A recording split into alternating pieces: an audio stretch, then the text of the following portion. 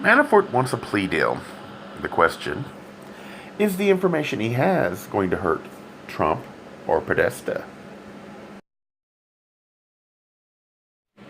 The 2016 Democratic National Committee email leak is a collection of Democratic National Committee emails leaked to and subsequently published by WikiLeaks on July 22, 2016.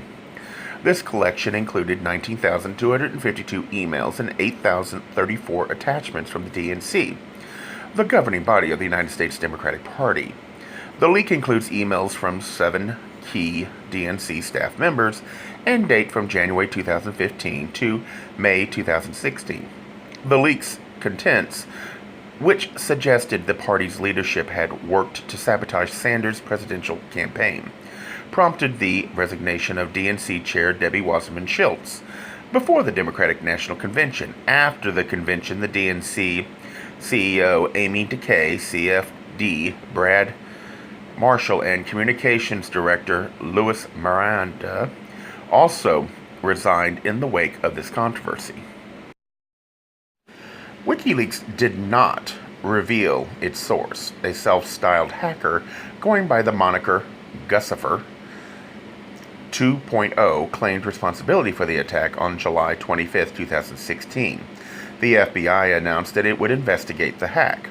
The same day, the DNC issued a formal apology to Bernie Sanders and his supporters, stating, "On behalf of everyone of the DNC, we want to offer a deep and sincere apology to Senator Sanders, the supporters, and the entire Democratic Party for the inexcusable remarks made over email, and that the emails did not reflect the DNC's steadfast commitment to neutrality during the nomination process."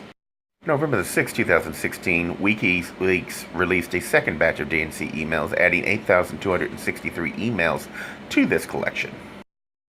On December 9, 2016, the CIA told U.S. legislators that the U.S. intelligence community concluded Russia conducted operations during the 2016 U.S. election to prevent Hillary Clinton from winning the presidency. Multiple U.S. intelligence agencies concluded people with direct ties to the Kremlin gave WikiLeaks hacked emails from the Democratic National Committee. In June 2017, former Secretary of Homeland Security Jeh Johnson, who was appointed by and served under President Barack Obama, testified before a House Select Committee that his department offered their assistance to the DNC during the campaign to determine what happened to their server, but said his efforts were rebuffed. Something clearly did happen. I am not suggesting they didn't. I'm also not suggesting that the Russians had nothing to do with any of this. Or there's a very good possibility WikiLeaks did get the information from Russia. What I am suggesting is, for some reason or other, these people did not want the FBI, the Obama people, to come in and actually look at this. And I have to ask why.